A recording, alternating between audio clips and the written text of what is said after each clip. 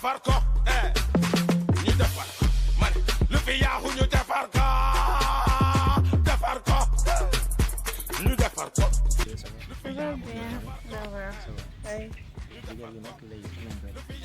man daal bëgg naa ñu génn dëkk bi tuuti quoi histoire de changer air bi nga xam.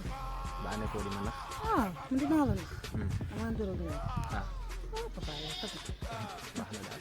ok dama naxaate man yow laa bëgg yaa nekk sama xol yow lay xalaat bu dee dut. yàlla.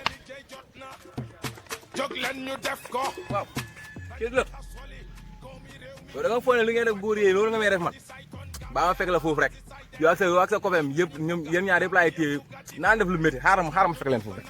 bu la nee samedi sax mën nañu jëndee si dëkk bi mën nañu dem bon si ville bi ak yooyu quoi. loolu moom ça me fait plaisir xam nga yaay sama chéri ma yow rek laa nopp kontaan naa nag. day nax sax. bàyyi waa réew mi jaay suuf bi bàyyi waa réew mi soo mun ta defar. waaw yow lan la. waaw. gis nga kii nii di ñëw. waaw. benn def la suñu ko ñëwee. waaw. billaahi léegi mu ñëw. waaw mais taxawal rek man maa la wax taxawal rek maa ngi fii taxawal dew ma fenn maa ngi fii yow taxawal nii rek taxawal nii yow ko yow mu ne ko bàyyi. ay non yow. ah. dama ne yow naa jàpp. nga bàyyi ma laa la wax du ma la bàyyi yow li ngeen di def rek. waaw loolu boo gis mi ànd ak geram booy presque 10 ans ngeen ñëw di yàq seen diggante boobu noonu loolu du fi am. kii lu mu wax sa jikko dégg la yow da ngaa dof. ah man dama dof. waaw yow la nga foog. waaw kii maa ak moom 10 ans ñoo ngi ànd. ma bëgg a ñëw fii xaw pour yàq sama diggante loolu am sax.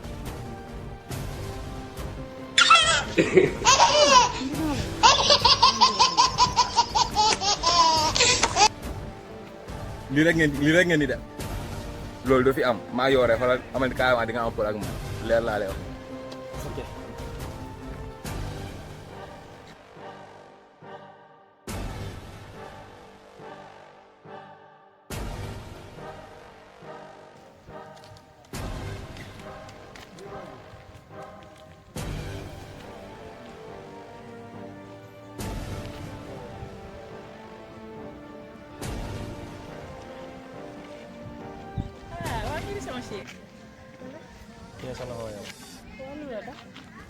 nii nga mel si dëkk bi yaa ma ne kooku dafa dof.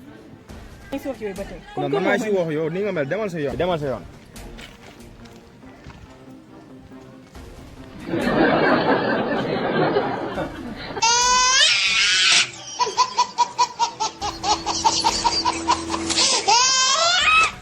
ak gars yi joxal leen ma ko benn mbuusu bisaab mu naan waay